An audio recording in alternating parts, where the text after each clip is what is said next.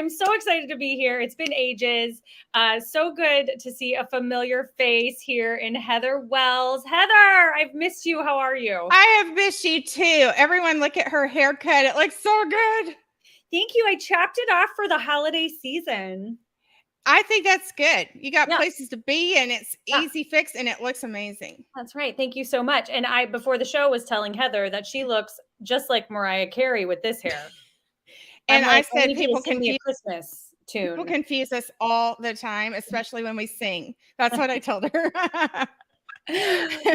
Well, she is looking fabulous today, and I can think of no better way to go into the holiday season than to have this reunion so that we can help me cope with some of my deficiencies and maybe help some people out there with their kiddos. If you haven't been here before, if you have been here before, you know that Heather is a board certified cognitive specialist. She's a therapist. She has been the National Autism Summit speaker, and she is our brain balance guru. She, knows lots and lots about the brain, how it works, and especially for our neurodiverse kiddos who have challenges like what we're talking about today. Thank you, Beth. Perfectionism. She is kind of our go-to to help us navigate and get tools to survive these traits that we all have. So I'm having a struggle today, and it's allergies in my eyes. This hasn't happened since last time you were on. It's me. It's me. You're allergic to me.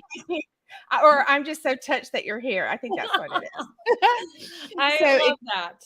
Ignore my eye allergies right now. But, perfectionism, I think a lot of us have a certain connotation in our, what do you think of when you hear perfectionism? What do I think of? Yeah. I guess I've so closely associated with a struggle of mine that I think of my struggles, but because I'm a performer. So for me, being a perfectionist, and I know a lot of my performer friends are also perfectionists, I think it kind of comes with the territory a little bit when you're trying to maybe for anybody that's honing a craft or, studying for tests or anything that you're trying to achieve, like something exceptional. It's you constantly nitpick at yourself because you want this ideal that I don't know if it exists or not. It's hard because it's this thing that has made me really good at what I do, but also this thing that has made me super critical of myself and almost not happy with anything less than perfection. Right. And that's such a good point. We're going to look at that brings up a couple of good points that we're going to talk about today. And one is, what is the difference between striving for excellence and perfectionism? Because they aren't the same thing. Yeah. And we're really going to hone in on the fact that very few people, some people are, but very few people are perfectionists in all aspects of life. There are types of perfectionism. A long time ago, you and I did a self-esteem show, and we talked about, I had a picture of Corey, like with his muscles and everything. And the things that we are multifaceted, but we have certain things that are some stronger identifiers of ourselves. And I mentioned somebody could bash Corey's cooking and it might hit home a little more for him because that's something he's very good at. He has done professionally. And if somebody bashed my cooking, I'd be like, yeah, you're right. Because that is not something I consider one of my greatest strengths. That's so true. Yeah. So we're going to look at a lot of that. Let's go ahead and move on into the first slide. And look at this little girl, she's drawing and it's just like, that sun is not yellow. This is too big. This is awful. Not even close to a stick person. Look at that stick person. That is a better stick person than I could draw. But that is a type of perfectionism where, it could be, especially if you are into art. But at its root, perfectionism isn't really about a deep love of being meticulous.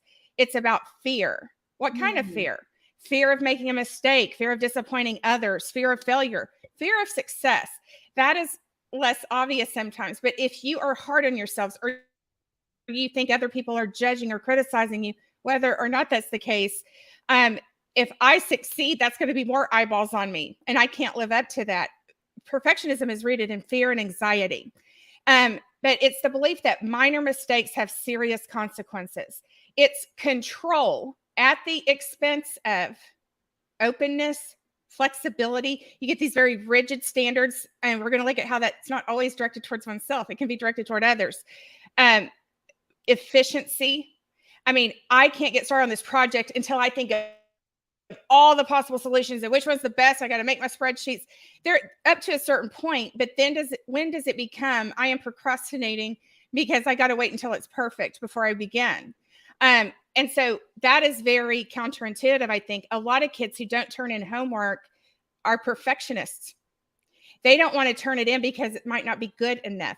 Yeah. I literally worked with a senior in high school who had a scholarship to an Ivy League university, and he would write a paper and would not turn it in because he didn't think he would get 100 on it. I would read it. It'd be like, he gonna get mid 90s on that thing. Yeah. He wouldn't turn it in, and he would get a 0 because it wasn't perfect. And so he would 0 and was at risk of losing his scholarship. So it can very much look like task avoidance or laziness or apathy. And it is not those things. We never want to ascribe negative personality or character labels to individuals based on these struggles, or really in general. Yeah. But decisions, do you have trouble making decisions? What if I make the wrong one? What will my friends think? What if? So, you can justify why I'm being very conscientious on this. Is there a fear underlying that? What if it's the wrong one? What will people think? What does that say about me? Because maybe I am harboring some inner dialogue from a trauma or something like that. And by the way, a lot of talking about this control, we work with a lot of kids who have adopted kids as well. And a lot of times, kids who have been through any kind of trauma are perfectionists, even if it looks like they don't care.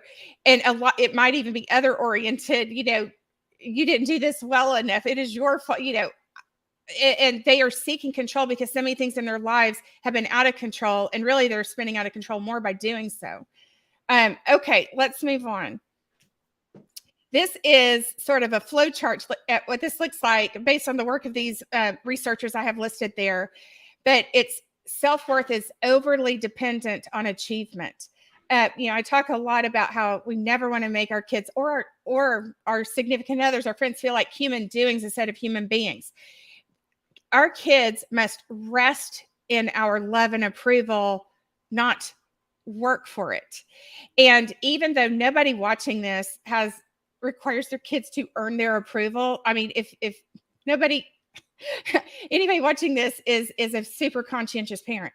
But there are sometimes things that can happen that unintentionally, if we praise the grade or the fact that they got the first place trophy, we think we're encouraging them, we're being excited, and a certain level of that's okay. But we need to talk about what got them there. Man, you stuck with it. You were so dedicated. Even when it got tough, you kept going with batting practice. Talk about character traits, talk about progress along the way, and not the end game, because then that unintentionally conveys that sort of, even though that's not what you're meaning by what you're saying. If we give praise, good job all the time, number one, we want to be specific with praise, not generic. But if we do it all the time, it loses its meaning. Kids can even lose trust in us, by the way. Yeah. You're just saying that, or what is so wrong with me that you're patting me on the back because I put my socks in the hamper? I mean, really? And then I flushed the toilet and that was a really cool sneeze. Good job, buddy. I mean, we want to encourage, but we don't want them to become praise junkies, Yeah.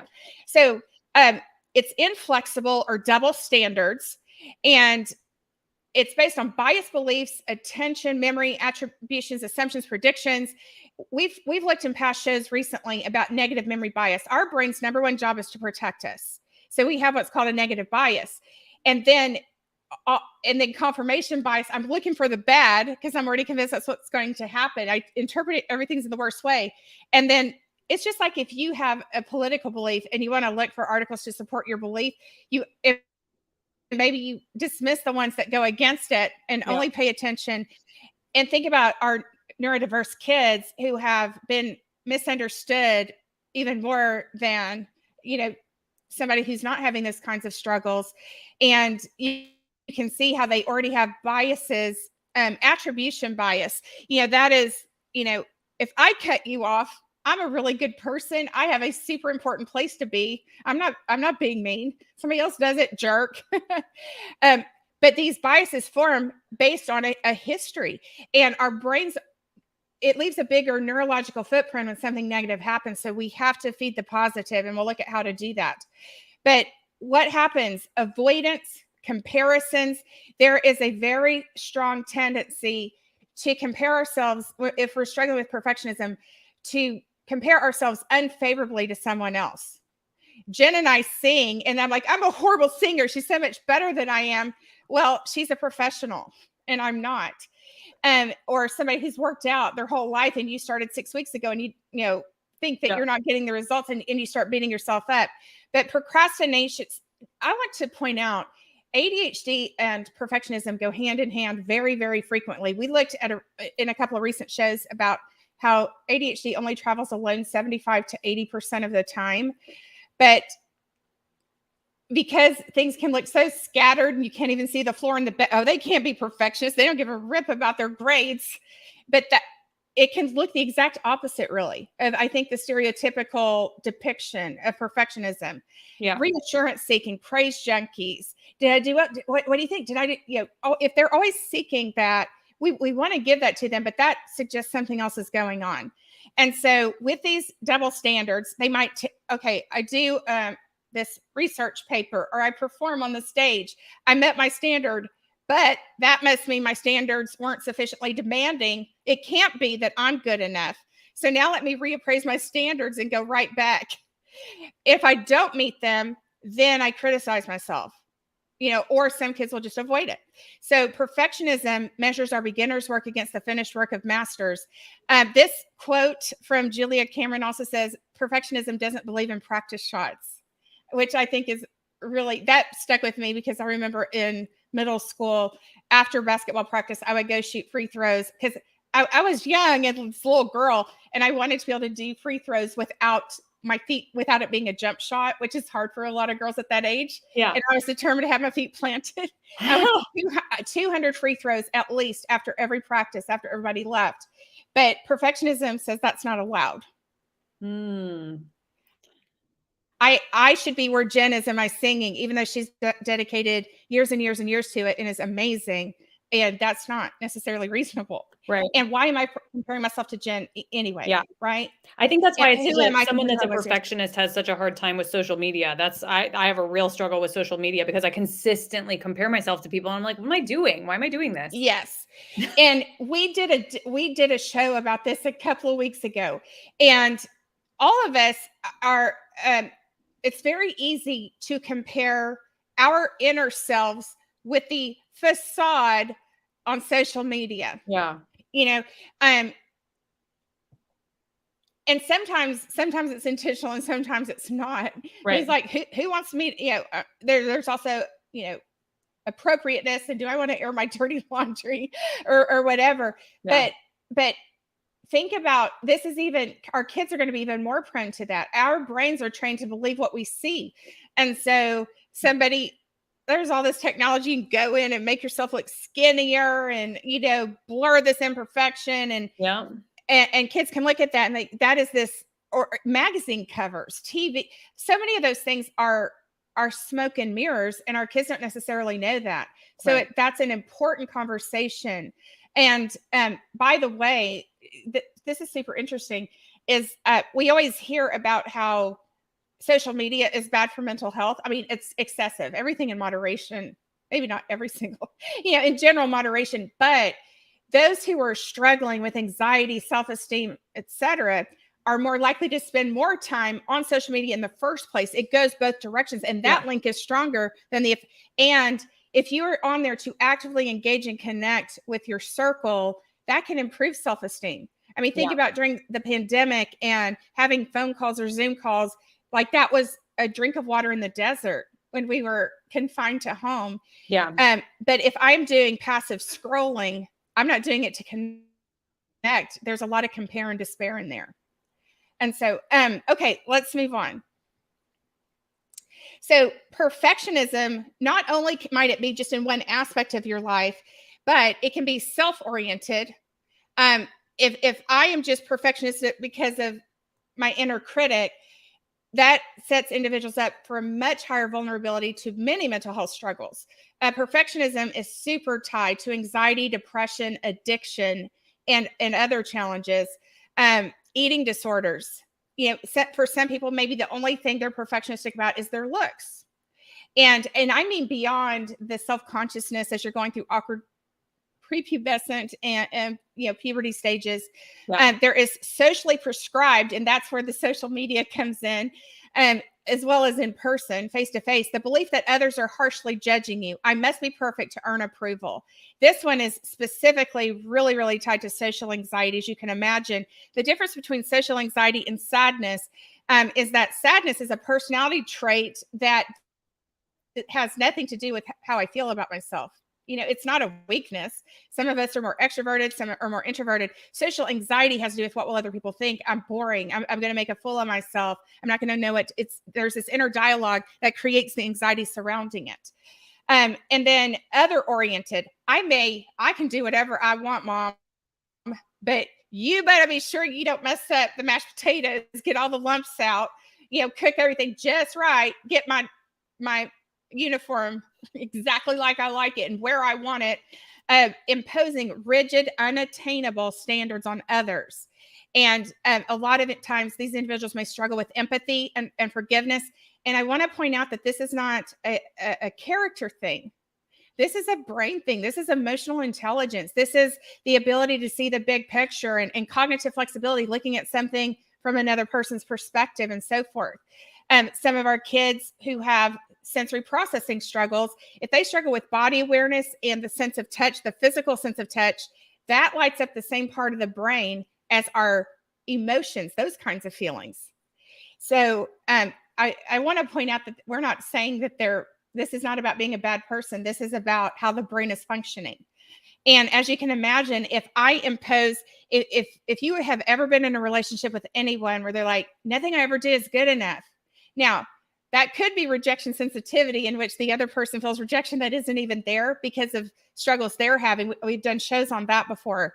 But maybe they have impossibly high standards. I mean, we're human beings. And one time you forgot to meet up with your friends because there's a lot of stressful things going on in your life. And if they have a hard time with that and can't let it go, that would be an example of other oriented perfectionism.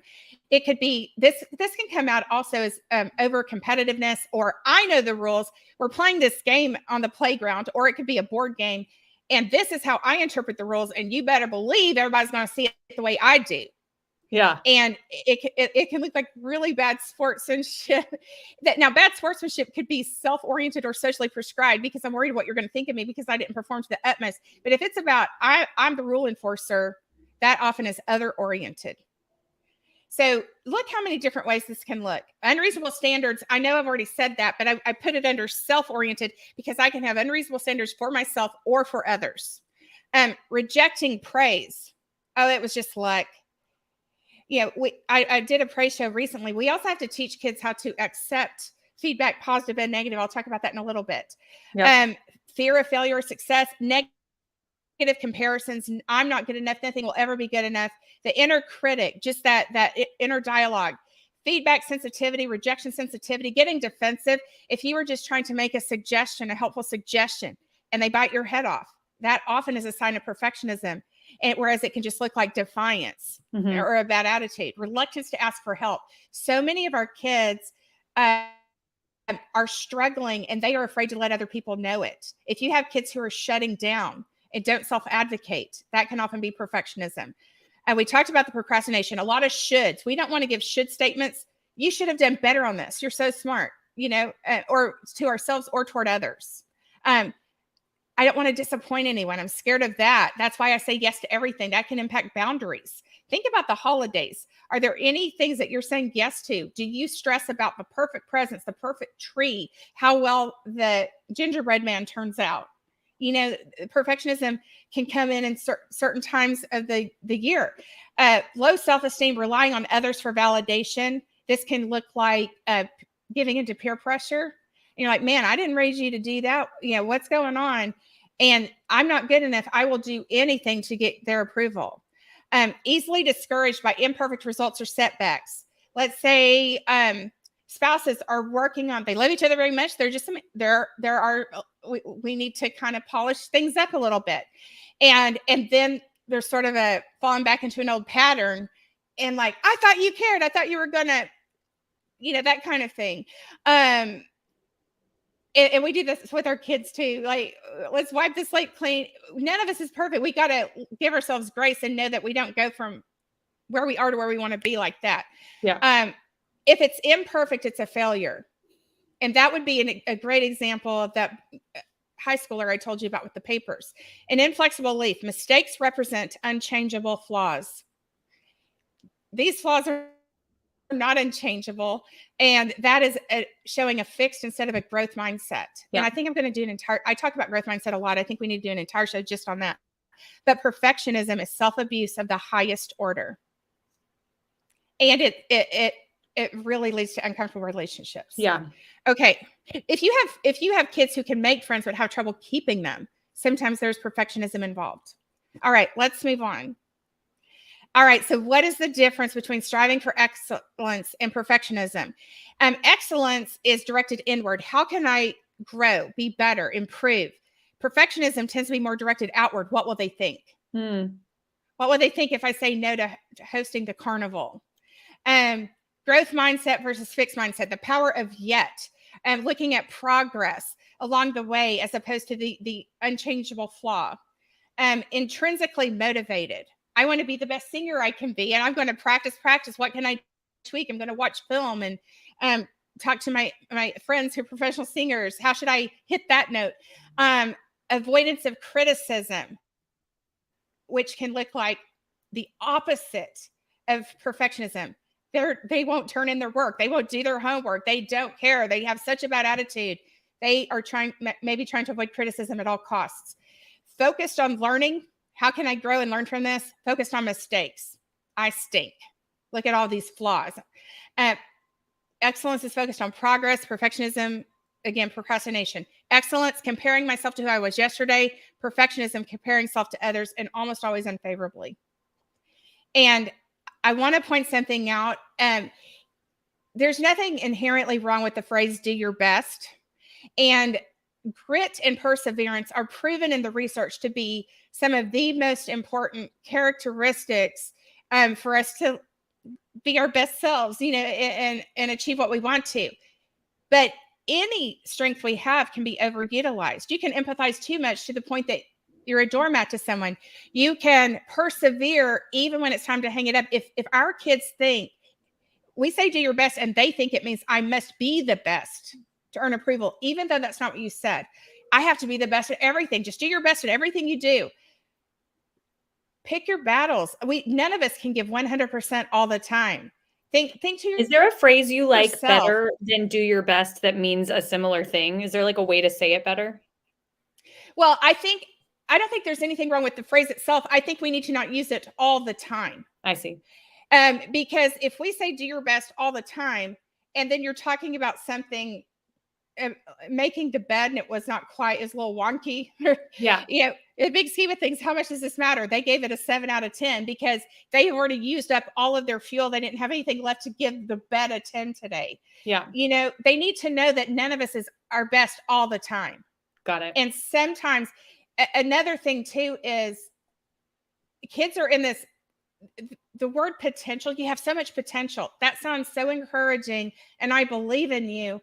But potential is also, kids are in a stage of, for years of discovering, who am I? What drives me? What am I passionate about? What makes my heart sing? And there is something to teaching kids to not give, to not be a quitter and to stick with things when they get hard. But if there is something that is absolutely just not gelling with them, they hate this so much, and it's not something they're going to do with their lives, maybe we don't force them to take piano lessons for 6 years. They hate it. Yeah.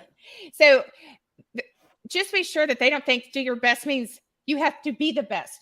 You can also couple it with talking about all we want to do. We want to compare ourselves to where were we yesterday. We compare ourselves to ourselves, not to other people. Yeah. And sometimes it's okay to we all need a break sometimes.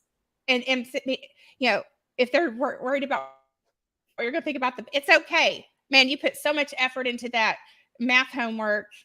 Your brain was ready to take a break, wasn't it? Having some grace there. Yeah. Okay, let's move on. All right, so what do we need to do? Number one, we need to build awareness. I am going to show you a thought log in a moment. Metacognition means to think about our thinking. There have been several shows recently where I've talked about these ruts of thinking that come into place. 95% of our thoughts are automatic. They lead to an emotion, and often our behaviors are based on emotions and thoughts we don't even know we're having. Being able to, if I can think about my thinking, that means I can't be impulsive. I have to pause. I have to be present. I have to have self-awareness to know what I'm thinking. I want to look at why am I being so hard on myself? Why am I so scared of rejection? Why do I avoid criticism at all costs? Whatever applies to me. I want to think about those things, not to beat myself up more, but in a neutral way. I'm doing this so I can learn and grow. I'm curious about this. That has such a non-judgmental connotation instead of, what is wrong with you? Why do you keep doing this, Heather? Neutral curiosity. What is my body doing at the times I start feeling this way and engaging in these perfectionistic behaviors? Address the precursors of perfectionism. Is there shame, fear? If so, of what?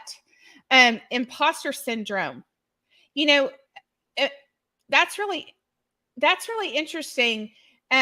Why would they ask me to be on this board? They're out of everyone in the country, and you can start beating yourself up and thinking you're not good enough. And so you opt out of things that are totally aligned with what your mission is. But these are just examples of, and knowing that if we're talking about neurodiverse kids and those with autism, ADHD, sensory processing challenges, learning differences, with or without diagnoses, they have likely faced more what they consider failure or being misunderstood or shaming comments from peers or intentionally or unintentionally. Start thinking about, why is this happening? And then you want to shift your focus. We want to notice what is good, what's working. When was I not like this? When did I not start having this self-defeating, destructive attitude? What was different about that? Start looking for those patterns. Notice what's good: the sunrise, the breeze, the rain. Gratitude. You cannot have really sad feelings and gratitude simultaneously, according to a lot of research studies. We can have a lot of opposing emotions simultaneously. Research right now is saying you can't have both. I don't know if that's entirely true, but at least it gives perspective. I just know the brain's capacity to feel multiple things at the same time, but I also am not the researcher. So, but regardless, gratitude is crucial. And we can't have heartfelt gratitude until that starts developing around age 7. Before that, you're learning the niceties and the manners. I might say thank you, but I don't have that. Wow, I realize your intention behind that, the cost to you in time or thoughtfulness, the benefit to me. I'm not there yet. But one excellent way to grow gratitude is philanthropy. That actually starts stimulating the brain to grow in a way that kids also, not just because they see someone less fortunate than them, but just the way it gets brain communication going. Relish small wins. We talk about this a lot, but if setting goals, but not waiting until the end point, not waiting until you win the Super Bowl, until you get straight A's at the end of the semester. Look at progress. If your child is struggling with reading, videotape them and then do it along the ways, because sometimes they may not feel like they're still struggling, and you kind of forget how hard the struggle was before it actually is getting better. Right. But relish those just as much as the big victories.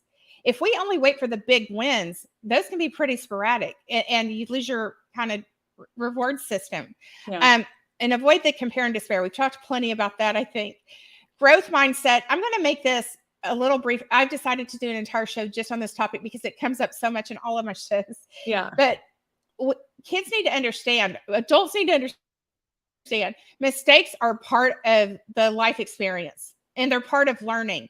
And I just love the idea of reading books about inventions that came out of air, like the Post-it note. Yeah. There's so many of those. Penicillin.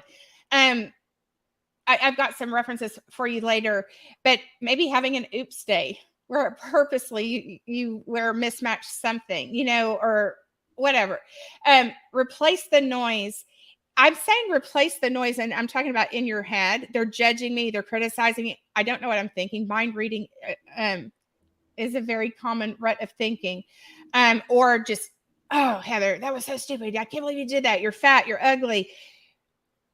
Don't tell yourself to stop thinking that, because if I told Jen, don't think about a hippopotamus, the first thing that pops in your head, most likely, is a hippopotamus. It's much better to replace that thought with something else than to tell yourself not to think it, because that can just actually make it stronger. And I've shown you journal entries where you write down this perfectionistic thought and then you replace it with what you know to be true intellectually, even if you're not feeling it yet. And it starts rewiring the brain. What wires together fires together. Note progress, self-compassion. Are you engaging in self-care? Are you in burnout mode, anxious? Life is just kind of a 9 right now on a level of stress. You've got to have those moments. It is not selfish. Self-care is childcare. And kids need to be able to have those checkout moments and not always be expected to be at their absolute best.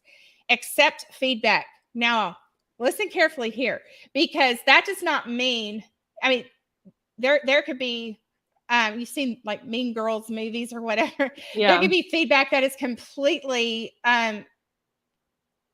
ill-intended, but teach kids to be able to live in a world where feedback is part of it, positive and negative, with grace and neutrality. Again, neutral. But as I'm listening to this, if I am pausing, I'm reflecting on this, I am not going to impulsively lash out. It takes about 6 seconds to get out of an emotional reaction into my intellectual brain where I can respond the way I really want to.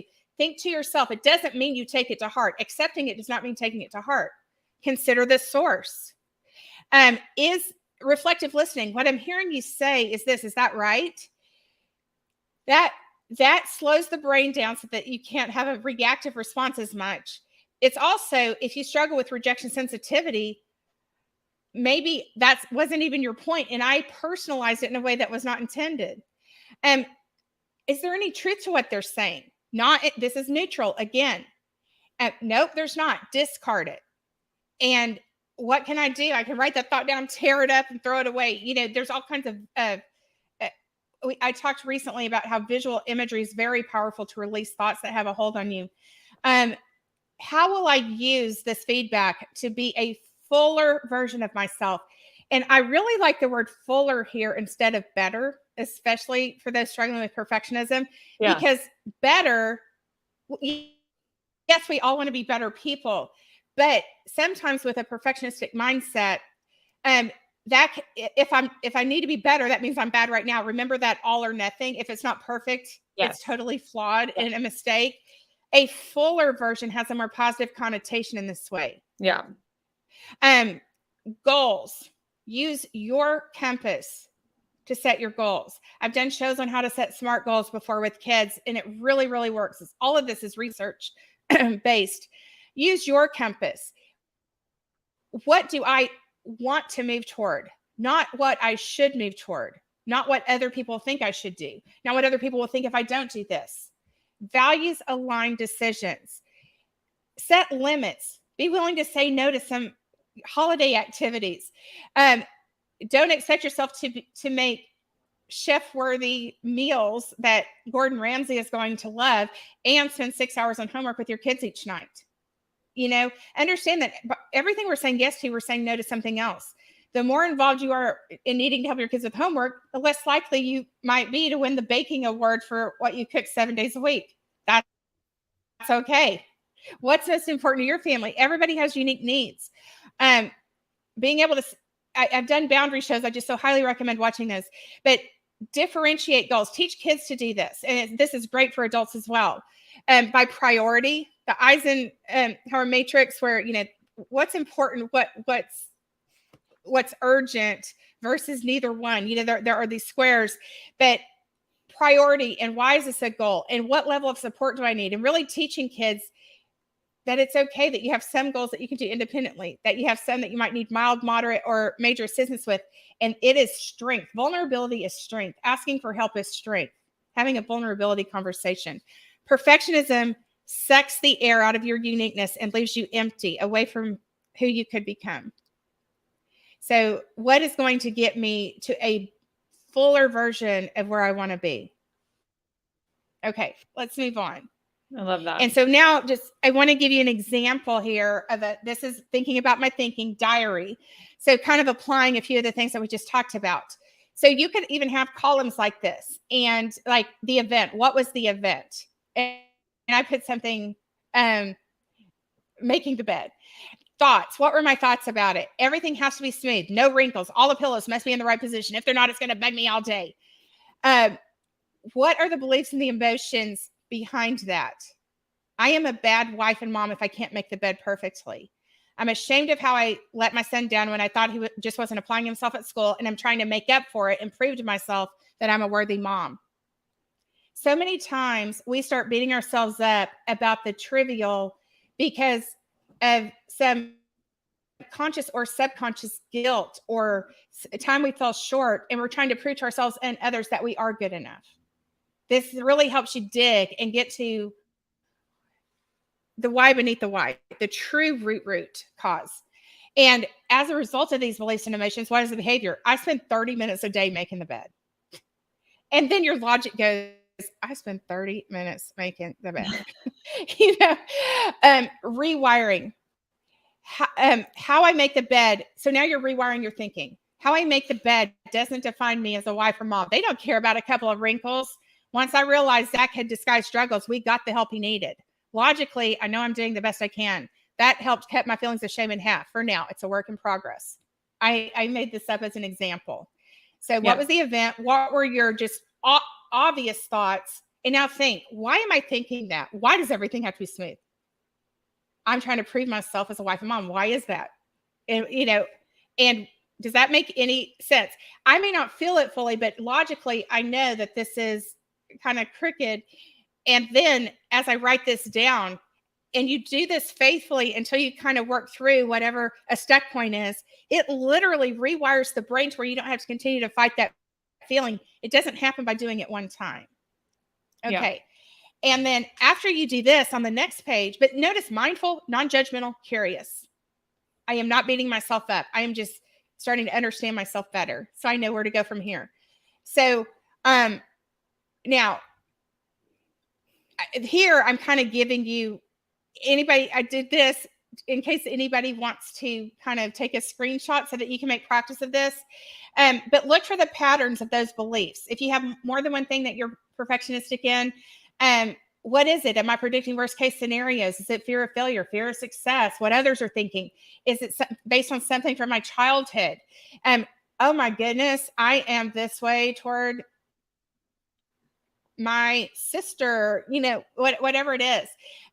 But what are the core beliefs and emotions underlying those thoughts? Be sure you go 2 layers deep here, and then another good thing, because what we don't remember, perfectionism is rooted in anxiety.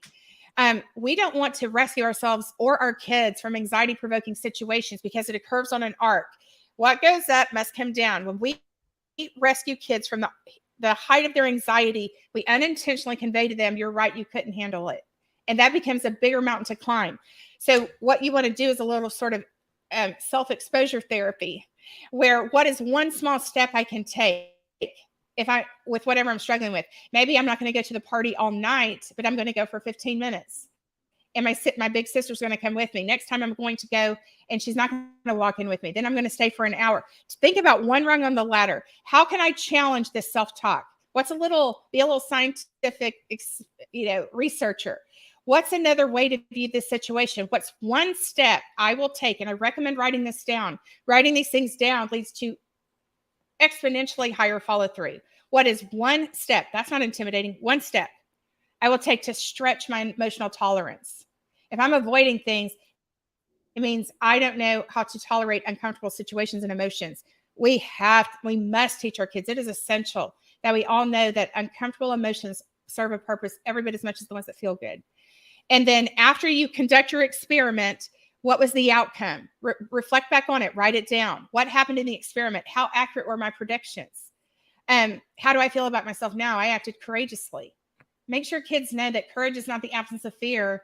It's doing it anyway, and then what are my takeaways? How has my thinking evolved?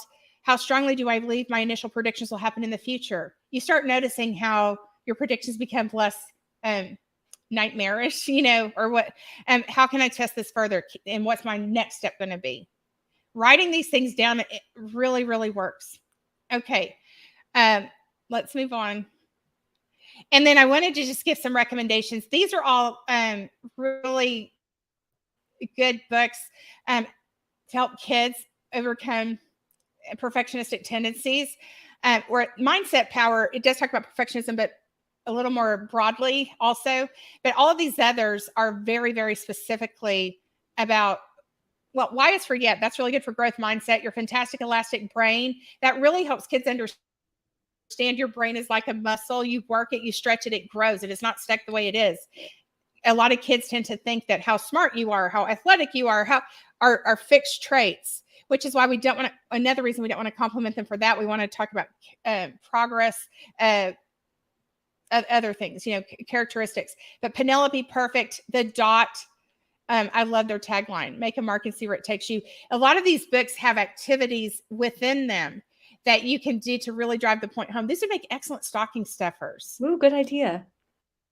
I love a gift Beautiful idea. oops, right? The Girl Who Never Made Mistakes. And then on the next page, know that perfectionism can often be tied to body image, eating disorders, or disordered eating. Those aren't the same thing. Nobody's perfect.